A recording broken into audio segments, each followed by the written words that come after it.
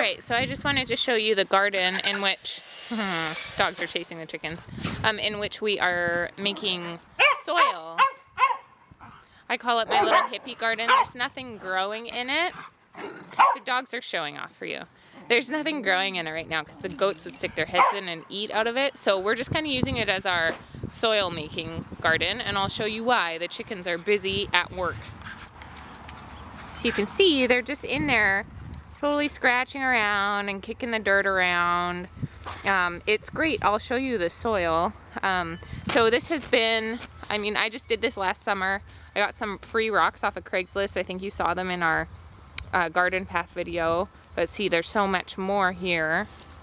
This garden is probably 20 feet long. It's kind of hard to see. 20 feet long by like, I don't know, 6 deep.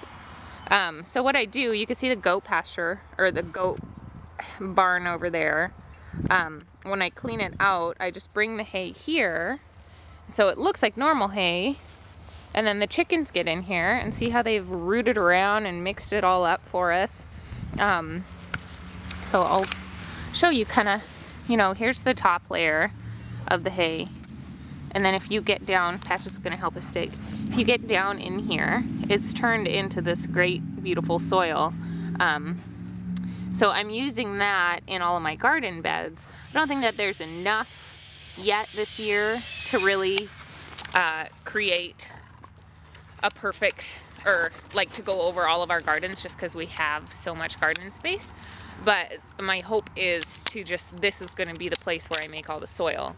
And then it can just eventually be moved into the garden. So just as I clean out the goat pasture, dump it in here, the chickens work their magic, and then come springtime I can go and mulch everything with this super quote-unquote black gold soil. So yeah, super easy if you have any critters at home. Even if you have chickens, you can do that. With chicken waste, it's hot, so it's acidic, I want to say. I don't know, they call it hot, so you don't want to burn your plants by putting it on. And so when you compost chicken manure, you really want to at least have it sit around for a year before you put it on your plants. I know putting it on certain plants like rhododendrons and tomatoes, if it's just composted for like 6 months, will work really well. But you want to just be cautious when mixing in chicken manure that you don't burn your plants, because you will, and then they'll all die and you'll be very sad.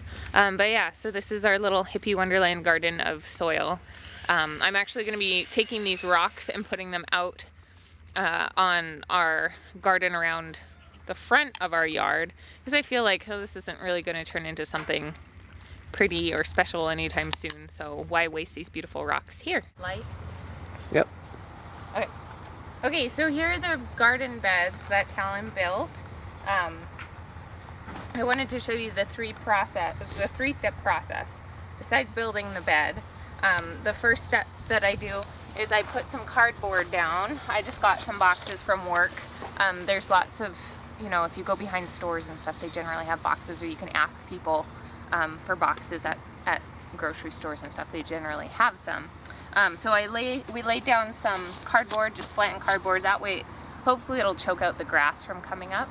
The next step is I went to clean out the goat stall, and I just, you know, scraped away, and got enough of kind of this stuff that will turn into mulch. So that's the cardboard, and then the hay with poop and stuff. Then the next step is, this was the composted mulch that I was showing you early in our little hippie garden where nothing was growing. This is it on top of this.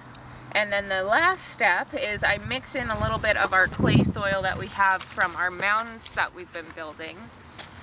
Our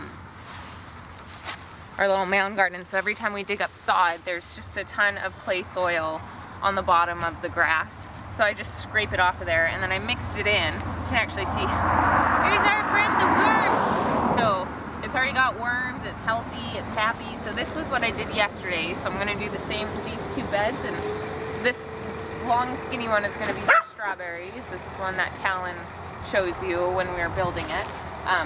And then that other one is also gonna be raspberries, and you can see we planted some little raspberries here yesterday.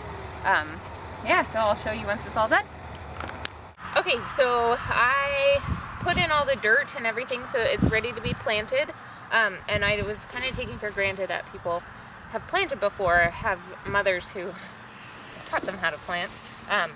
But, so if not, I'll show you what we do. So I just dig a hole. I'm gonna plant the strawberries first. And normally I would put fertilizer in here of some sort, like potting soil or something, but you can see down here the composted material from the goats is right there. So I'm not too worried as far as composting goes. So I dig a little hole, I make sure that the dirt is soft around it so the roots can go in deep. We have really clay soil, so it tends to get hard like a rock here. So if you get those, just break them up, crumble them up so that the roots have a chance to grow out. So I'm going to plant these strawberries. These were some of the strawberries that the veterinarian Mary gave me from their place yesterday. So strawberries are pretty hardy, so I'm just going to kind of rip them apart, make sure that I have a root in there. And then I'm going to bury some of these dead things because they'll decompose. These are just the runners that come off those strawberries. And then I kind of want to take my hand around the base of the plant and make sure, you know, press a little bit firmly. You don't want to jam it in there, but press firmly, and then just put the loose dirt around it. Make sure it's supported well, it's not going anywhere.